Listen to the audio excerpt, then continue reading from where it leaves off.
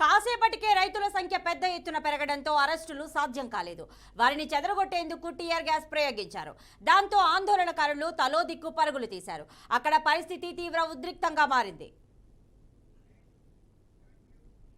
పంటలకు కనీస మద్దతు ధరపై చట్టం రూపకల్పన 2020 ఆందోళనలో పెట్టిన కేసులు కొట్టివేత సహా డిమాండ్లతో పార్లమెంట్ వరకు ట్రాక్టర్ ర్యాలీ చేపట్టేందుకు రైతులు పిలుపునిచ్చారు. ఈ భారీ మార్చ్ను అన్నదాతలు ప్రారంభించారు. ఈ ఉదయం 10 గంటలకు పంజాబ్లోని ఫతేగఢ్ సాహిబ్ నుంచి వేలాది మంది రైతులు ట్రాక్టర్లతో ఢిల్లీకి బయలుదేరారు. అటు సంగ్రూర్ నుంచి మరో బృందం కూడా ఇంద్రప్రస్థ దిశగా కదిలింది.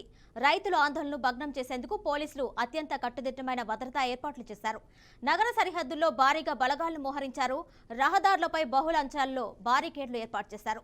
పలు చోట్ల కాంక్రీట్ బ్లాక్స్, ఇనుప కంచెలు, మేకులను అడ్డుగా పెట్టారు. ఢిల్లీ అంతటా నెల రోజుల పాటు 144 సెక్షన్ విధించారు.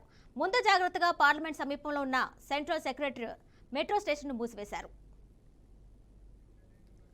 ఇక సరిహద్దుల్లో భద్రతను కట్టుదిట్టం చేయడంతో భారీగా ట్రాఫిక్ జామ్ నెలకొంది. గాజీపూర్ జిల్లా సరిహద్దుల్లోని హైవేలపై కిలోమీటర్ల మేర వాహనాలు బారులు తీరాయి.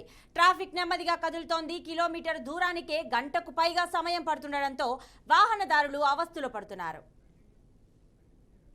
ఈ ఆందోళనపై కేంద్రం, రైతుల మధ్య సోమవారం అర్ధరాత్రి వరకు జరిగిన చర్చలు విఫలమయ్యాయి.